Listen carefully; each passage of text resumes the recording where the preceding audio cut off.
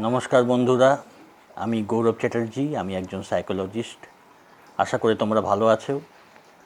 আজকে আমি তোমাদের ডক্টর জোসেফ মার্ফির বিখ্যাত বই the power of your subconscious mind এর থেকে কিছু পড়ে শোনাচ্ছি।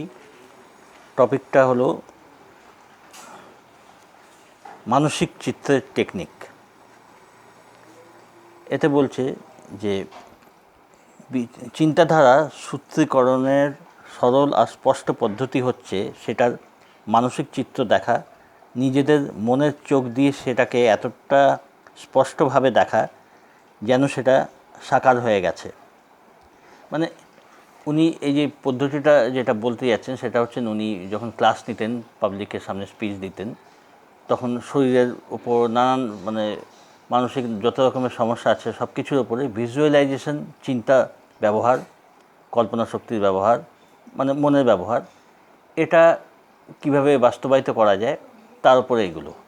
তো বলছেন যে নিজেদের মনের চোখ দিয়ে সেটাকে এতখানি স্পষ্টভাবে দেখা, কোনো কিছু যেই জিনিসটা আমরা চাই বাস্তবে আমাদের আসুক লাইফে, সেটা এত পরিষ্কারভাবে দেখতে হবে যেন সেটা হয়ে গেছে।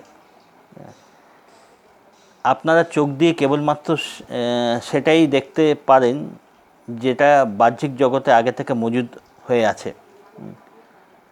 এই প্রকার আপনারা নিজেদের মনের চোখ দিয়ে সেই চিত্রগুলো দেখেন, আর যেগুলো কল্পনায় দেখেন মনের চোখ দিয়ে, সেটাও মনের অদৃশ্য ক্ষেত্রগুলোয় মজুদ হয়ে থাকে। আমরা যেটা দেখি সেটা কোথাও না কোথাও উপস্থিত আছে বলেই সেটা দেখতে পাই, আবার মনের কল্পনা যেটা দেখি সেটাও মনের ভেতরে কোথাও না কোথাও মজুদ হয়ে থাকে স্মৃতিতে। এবার কী হচ্ছে, টেকনিকটা কি বলছে যে আপনাদের মনে যে চিত্র রয়েছে সেটা হচ্ছে আপনাদের দ্বারা চাওয়া অদৃশ্য জিনিসের প্রমাণ। আপনারা নিজেদের কল্পনায় যা কিছু গড়েন সেসব আপনাদের শরীরের যে কোনো অঙ্গের মতোই বাস্তবিক হয়। যেগুলো আমার মন দিয়ে আমি তৈরি করছি সেটা শরীরের অঙ্গের মতোই বাস্তব, এটা বলছেন রাইটার।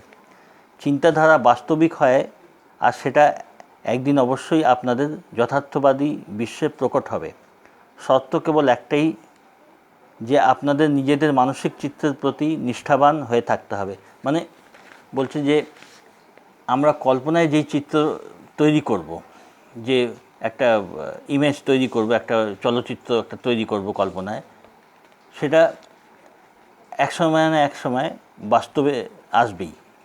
যেমন আমরা নিজের প্রতিষ্ঠা, নিজের মান সম্মান, নিজের স্ট্যাটাস বা আর যা কিছু নিয়ে যখন আমরা কিছু চাইবো যে এই জিনিসটা আমাদের বাস্তবে হোক, তখন আমাদের সেই মানসিক কল্পনা, মানসিক চিত্র তৈরি করবার পরামর্শ দেওয়া হয়েছে, এবং সেটা কখনো না কখনো বাস্তবে আসবেই। শর্ত কি একটাই, যে আমাদের কনসিস্টেন্টলি এটা ফলো করে যেতে হবে, এটা ধারাবাহিকভাবে অভ্যাস করে যেতে হবে। বলছে এই চিন্তন প্রক্রিয়া আপনাদের মস্তিষ্কের ওপর ছাপ ছেড়ে যায়।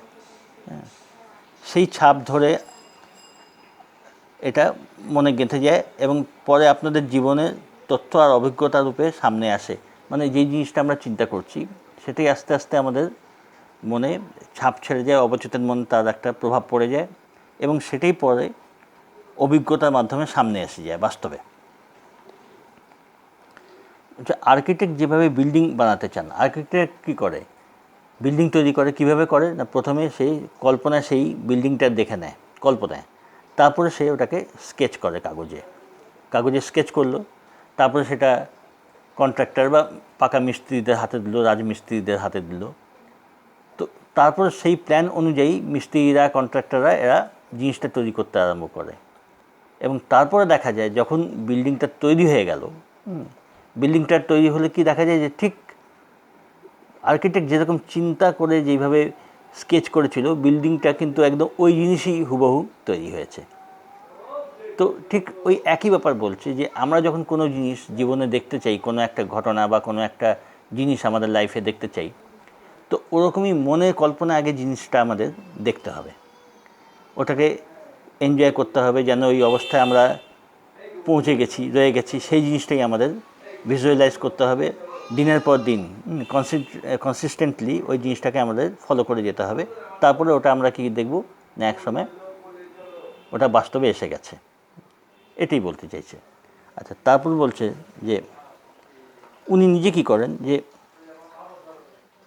আমি শ্রোতাদের সামনে, মানে ডক্টর জোসেফ মরফি বলছেন যে আমি শ্রোতাদের সামনে ভাষণ দেওয়ার আগে সর্বদাই মানসিক চিত্রের টেকনিক গ্রহণ করি। যখন শ্রোতাদের সামনে উনি স্পিচ দিতেন তখন একটা মানসিক টেকনিক, এই টেকনিকটি উনি ফলো করতেন। তখন কি হতো না, উনি দেখতেন যে শ্রোতারা একটা জায়গায় স্থিরভাবে উনি তার আগে বিশ্রাম করতেন এবং চিন্তা করতেন কল্পনায় যে শ্রোতাদের সামনে স্পিচ দিচ্ছেন এবং তারা সেরকমই উপকার পাচ্ছে। উনি সাধারণত শরীর সম্বন্ধে বলতেন, শরীরের যে নিজের সুস্থতা তার উপর স্পিচ দিতেন মানসিক টেকনিক ব্যবহার করার উপরে। তো উনি বলতেন যে উনি কল্পনায় দেখতেন যে শ্রোতারা তার স্পিচ শুনছে এবং তারা নিজেদের অভিজ্ঞতা বলছে যে তারা কত উপকার পেয়েছে, এই ব্যাপারটা তারা অনুভব করতেন। তো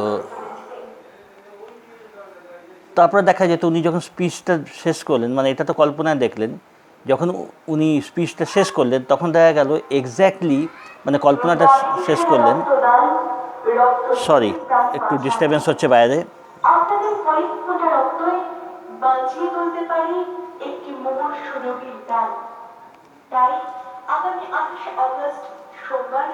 তো তিনি যখন স্পিচ দিতেন তখন তিনি দেখতেন যে যখন বাস্তবে এটা কল্পনা উনি দেখতেন, তারপরে বাস্তবে যখন উনি স্পিচ দিতেন তখন দেখা যেত ঠিক এই ব্যাপারটাই হচ্ছে। শরীরের সম্বন্ধে যখন উনি বা তিনি যা স্পিচ দিচ্ছেন, তারপরে দেখা যেত যে দর্শকরা কী করছে না, স্পিচ হয়ে গেলে তারা সত্যি সত্যি বাস্তব ক্ষেত্রে যেটা যেমন উনি কল্পনায় দেখতেন, অনেক দর্শকই ছিল যারা জানাতো যে ওনার এই টেকনিক ফলো করে, শরীরের উপরে কল্পনা শক্তি টেকনিক ফলো করে তারা কতখানি উপকৃত হয়েছে, সেটা ডক্টর মরফিকে জানাতো, যেমন উনি কল্পনায় দেখতেন। হ্যাঁ, যেমন কল্পনা উনি করেছিলেন ঠিক ওইভাবেই স্পিচ হতো এবং ওইভাবেই বাস্তবে লোকেরা নিজেদের উপকৃত যারা হয়েছে তারা ঠিক জানাতো যে আমরা উপকার পেয়েছি স্পিচে। তো তার মানে ব্যাপারটা হচ্ছে এই যে যখন আমরা এটা প্র্যাকটিস করব আমাদের লাইফে, আমাদের শরীর সম্বন্ধী হোক বা যেরকম নিজের পজিশান, নিজের স্ট্যাটাস যাই আমরা ভালোভাবে দেখতে চাই, সেটাকে আমরা প্রথমে একটা শান্ত জায়গায় বসে স্থির হয়ে এটা কল্পনা করতে হবে যাতে তাড়াতাড়ি এটা সাবকনশাস মাইন্ডে চলে যায়, এবং সেটা দেখতে হবে কনসিস্টেন্টলি, এটাকে দেখে যেতে হবে এবং ওটাই পরে আমাদের বাস্তবে আস্তে আস্তে রূপ নেবে। ঠিক আছে, এ নিয়ে আরও ভিডিও তৈরি হবে, তোমরা সঙ্গে থাকো, ভিডিওগুলো দেখতে থাকো, ভালো লাগলে সাবস্ক্রাইব করো। এখনকার মতো এইটুকুই থাক।